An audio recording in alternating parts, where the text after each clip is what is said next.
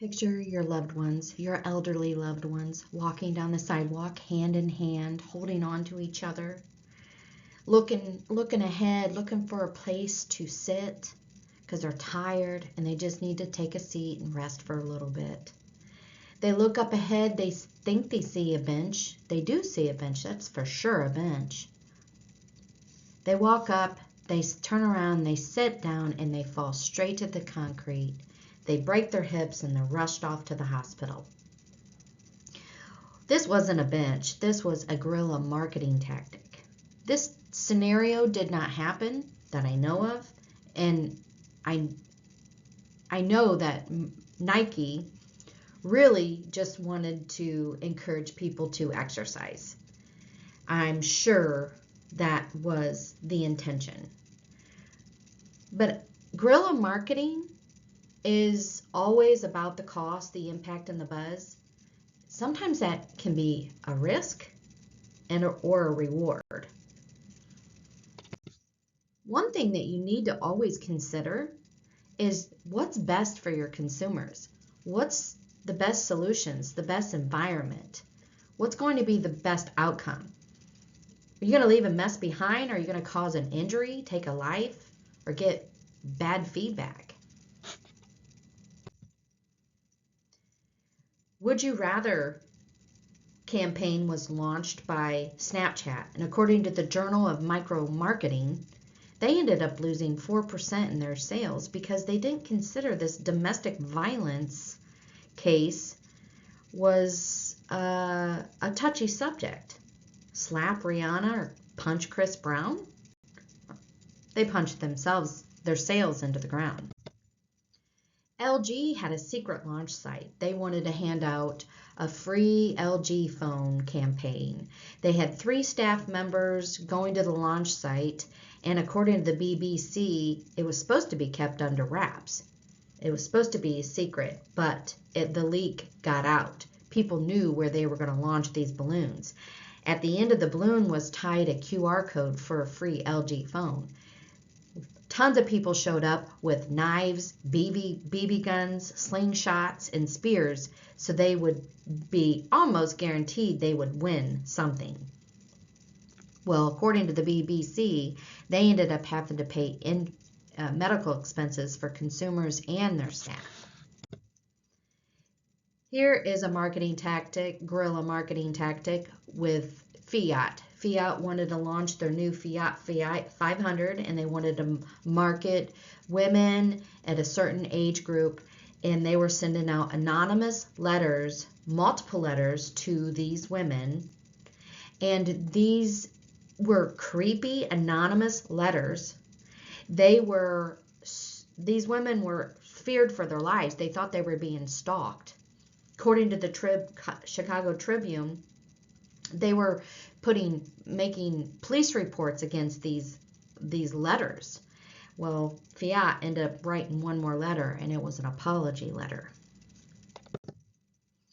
Pepsi in the Philippines wanted to launch their new Pepsi bottle or product, and they wanted to give out 2 $1 million prizes. So if you received the number 349 on the bottle cap, you won $1 million.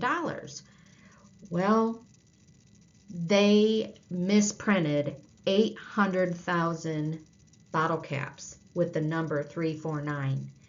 There was an uproar. People thought they were millionaires. Lots of people. It got back to Pepsi. They pulled the whole campaign, shut it down. Nobody won anything.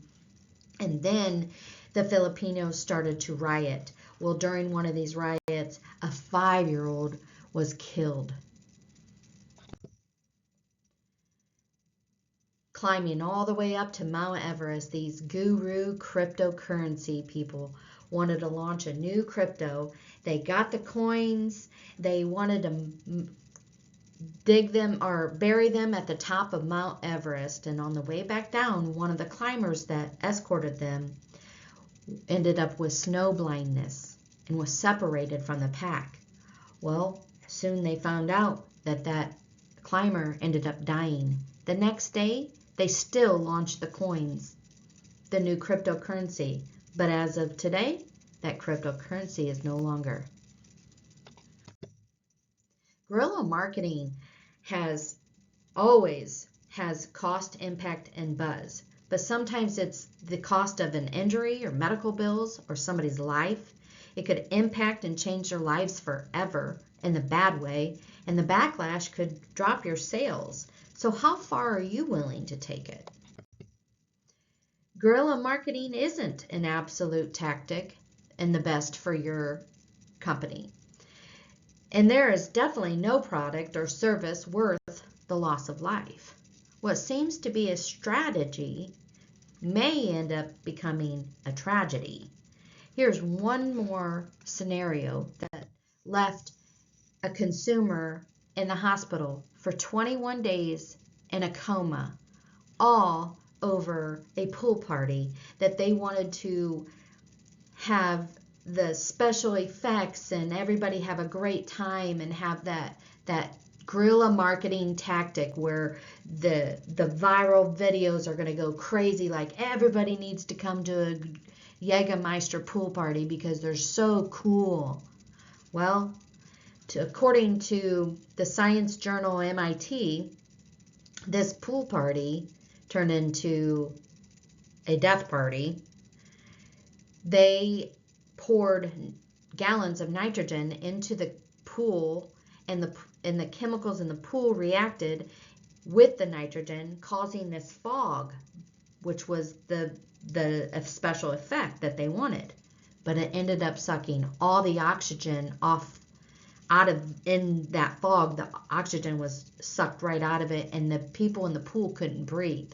They were passing out, and nobody can see them because they were in the fog. Let me show you this video. I'll end with this video, but I just want you to know that you need to really think about your guerrilla marketing tactics. You need to always keep your customers' best interest in mind, and what could be a strategy could end up in a tragedy.